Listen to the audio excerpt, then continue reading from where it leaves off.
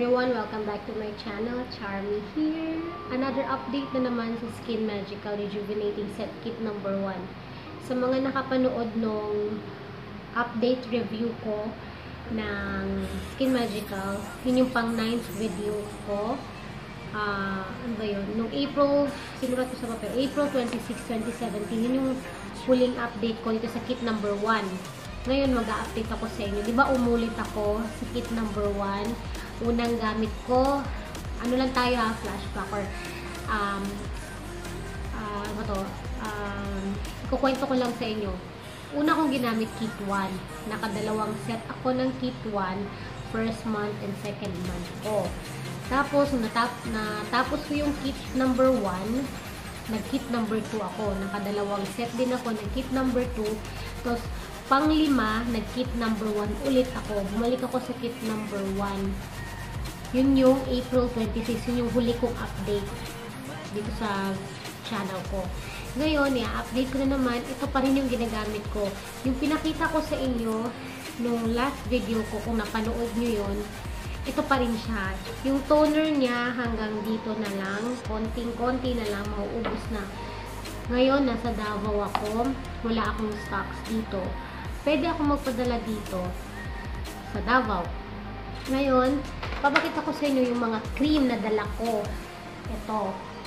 Itong orange, ito yung sa set ng kit number 2. Ito yung sa kit number 1. Kasi yung sa kasi yung sa set number 1, number 2 ko kasi may natira pa. Sayang naman kung hindi ko gagamitin. Pwede naman siyang gamitin eh. Ito yung sa kit number 1. Ito yung partner niya. Ngayon, nung first nagamit ko ng kit number 1 ng Skin Magical, hindi mo mapapansin ang pagbabalat. Sobrang nipis, sobrang maliliit. Hindi mo siya mapapansin. Mapapansin mo na lang kumikinis yung balat mo. Yun, sa set number 2, wala ding, hindi visible yung pagbabalat. Manipis lang. Manipis, maliliit. Hindi mo makikita, hindi mo mahalata. Pero mapapansin mo kumikinis yung balat mo. Sa kit number 2 naman, namumula yung mukha ko, nagbalat, pero hindi siya ganun ka nagbalat talaga. Na parang hindi pantay yung pagbabalat niya. Siguro sa mga part na kailangan pang magbalat ulit. Yung mga ganun. Wala siya. Okay lang yung kit number 2, pero mas gusto ko yung kit number 1. Pwede mong ipahinga yung face mo sa kit number 2. Pahinga ka muna, tapos balik ka lang sa kit number 1. Pwede naman yun eh. Pero ito, diba, bumalik ako sa kit number 1. Sa pang-limang set ko. Dun siya nagbalat na talagang makikita mo. Halatang halata, visible na visible ang pagbabalat niya. Dry sa mukha. Bakit nagda-dry ang mukha? Kasi nagbabalat na siya. Yun, kaya merong Age Eraser Collagen Cream. Yan yung ilalagay mo pag nagbalat ka na, kasi dry na nga eh. Nung nakapanood ng vlog ko, nung umattend ako ng YouTube Pop-Up Space Opening Party, wala, nag-foundation ako noon. Nung paglagay ko ng foundation pack, wala. Kitang-kita ang pagbabalat. As in, parang ang pangit tignan. Pero wala akong choice eh. Parang proud pa nga ako kasi din ang ginagawan ko ng review, diba? Pagdating dun sa event, naghilamos ako. Kasi, wala din eh.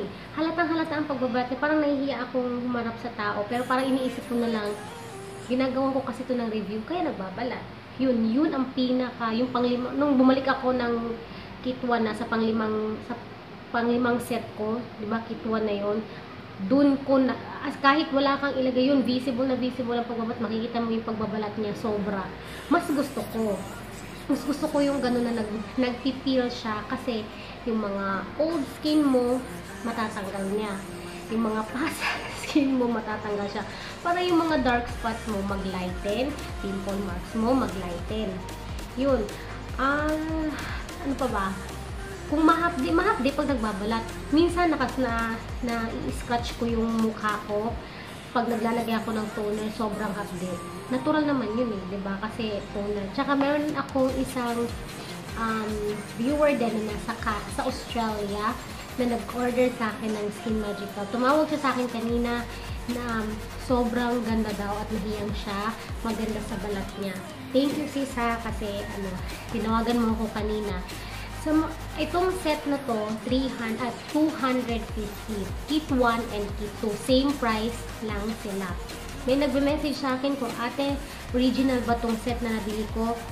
sinasabi ko na original. Kasi may mga iba na hindi sila sigurado sa binili nila kung original ba o hindi. So far, wala pa naman akong nababalitaan na merong fake na Skin Magical. Pasensya na sa boses ko kasi masama pakiramdam ko. Kahapon ng gabi na outpatient ako sa Davao Doctors Hospital. Sobrang sukat, sobrang sakit ng tiyan ko. Kaya talaga yung pakiramdam ko ngayon. Sa Facebook page ko, maraming nag-message about dito. Magre-reply ako sa inyo matagal lang kasi sobrang dami ng sinasagutan ko. Minsan yung iba na nahuli na sa pagsagot ko ng mga tanong nila. Dito, hawak ko yung selfie ko. May nag-message sa akin si Elsic Miguel Fedora Gabawa. Hi po, I'm using rejuvenating set Skin Magical for 1.5 months. Natural ba until now?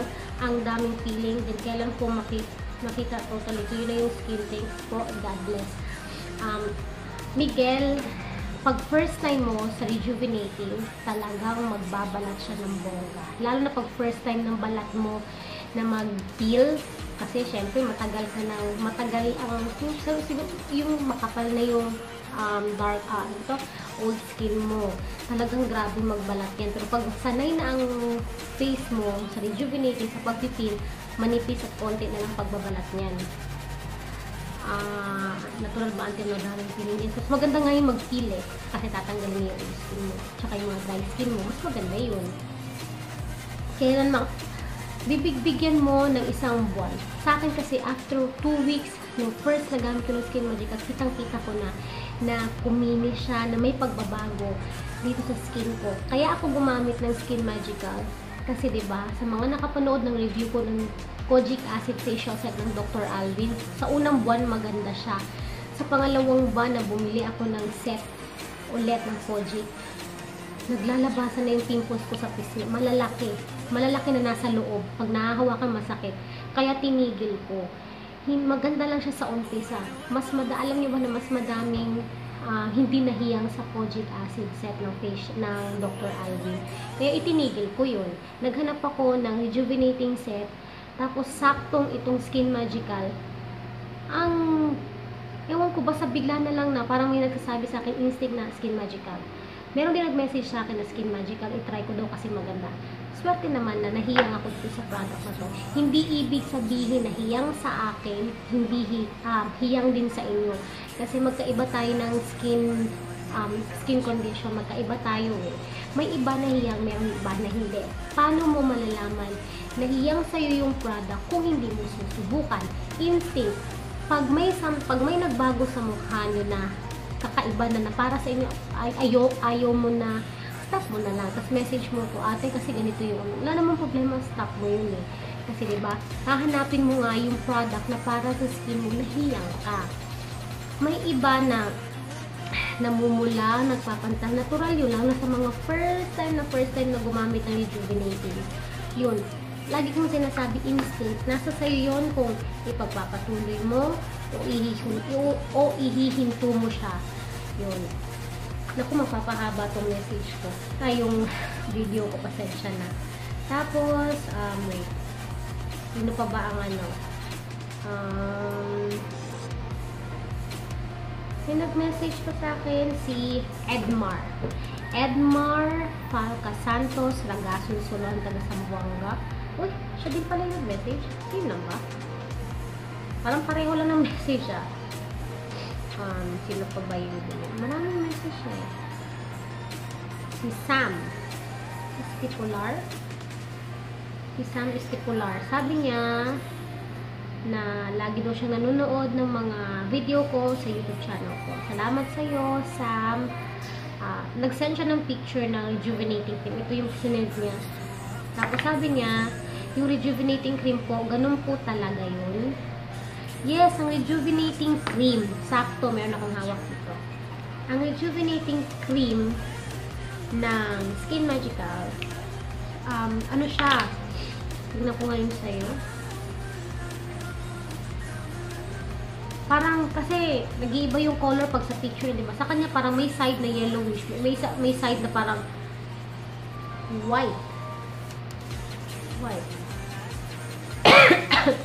Oo. Parehos lang. Bakit ano? Oo, ano to sa'yo sa, sa original yung yung nabili mong set ng Skin Magical. Kung napapanood mo to, ayun. Tapos, yun pa ba? Yun. Basta pag may message kayo, kung ito yung first video nila, meron kasi iba na, kung kunwari, nung last 26, nag-video ako, diba? Nag-review ako, nag-update ako. Yun yung pinakaunang video na napanood nila. Hindi na nasubaybayan.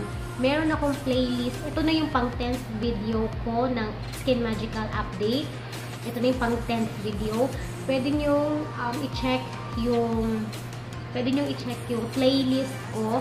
Nandun lahat mula umpisa hanggang dito sa video na to. Mapapanood nyo mula umpisa hanggang sa dulo. Panoorin nyo yung review ko para mas maintindihan nyo, para mas malaman nyo kung ano yung mga about ito sa Skin Magical.